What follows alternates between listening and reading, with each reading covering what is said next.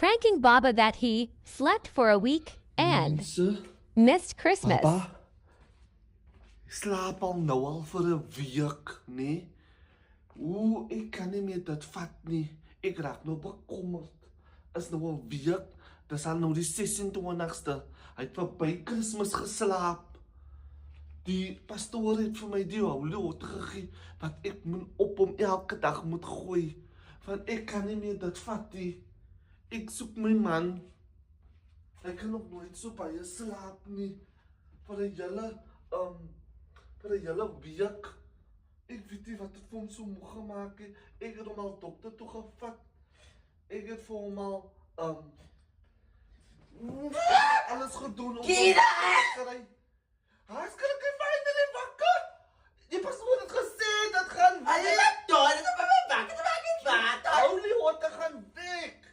Holy. Ja, dis wakker. Spirit activate. Kira, wat gaan aan? Sy slaap al vir 'n week, papa. As ek maar fucking jy fucking gedroom, wat doen ek kan nie.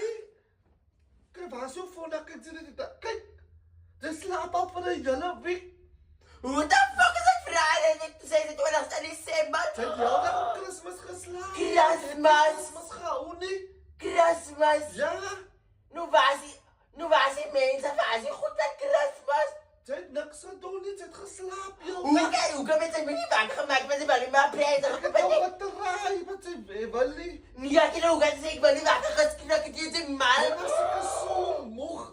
Nee, daai beteken ek het nie geslaap ek was in 'n koma nou kom as ek by die huis kom met die dokter toe gevat het. Ek het. Ek toe Er gery. is niks wat hulle meer vir jou kan doen nie.